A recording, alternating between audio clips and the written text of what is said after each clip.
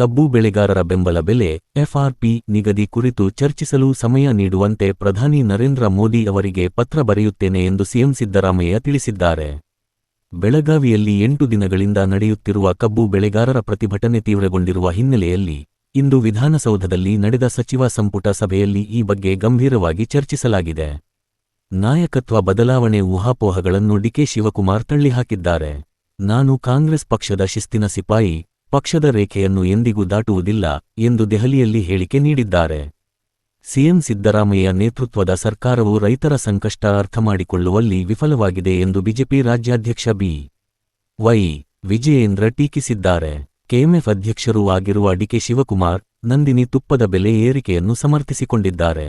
ಡಿಕೆಶಿಯವರ ಕನಸಿನ ಯೋಜನೆಯಾದ ಬೆಂಗಳೂರಿನ ಸುರಂಗ ರಸ್ತೆ ನಿರ್ಮಾಣಕ್ಕೆ ಜೆಡಿಎಸ್ ಮತ್ತು ಬಿಜೆಪಿ ಪಕ್ಷಗಳಿಂದ ವಿರೋಧ ವ್ಯಕ್ತವಾಗಿದೆ. ಯತ್ನಾಳ್ ಅವರು ಬಿಜೆಪಿ ರಾಜ್ಯಾಧ್ಯಕ್ಷ ಬಿ.ವೈ. ವಿಜಯೇಂದ್ರ ಅವರನ್ನು ಪರೋಕ್ಷವಾಗಿ ತರಾಟೆಗೆ ತೆಗೆದುಕೊಂಡಿದ್ದಾರೆ. ಎಲ್ಲಾ ಕಳ್ಳರು ವಿದೇಶದಲ್ಲಿ ಆಸ್ತಿ ಮಾಡುತ್ತಾರೆ, ವಿಜಯೇಂದ್ರನ ಗೇಲಿ ಮಾಡಿ ಎಂದು ಹೇಳಿರುವ ವಿಡಿಯೋಗಳು ಹರಿದಾಡುತ್ತಿವೆ.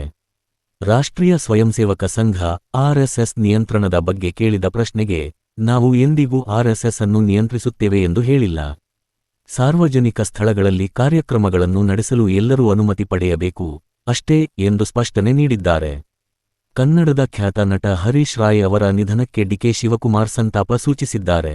ಸಾರ್ವಜನಿಕ ಸ್ಥಳಗಳಲ್ಲಿ ಕಾರ್ಯಕ್ರಮ ನಡೆಸಲು ಸರ್ಕಾರದ ಅನುಮತಿ ಕಡ್ಡಾಯಗೊಳಿಸಿದ್ದ ಸುತ್ತೋಲೆಯ ವಿರುದ್ಧದ ತೀರ್ಪನ್ನು ಎತ್ತಿ ಹಿಡಿದಿರುವ ಹೈಕೋರ್ಟ್ ಸರ್ಕಾರದ ಮನವಿಯನ್ನು ವಜಾಗೊಳಿಸಿದೆ.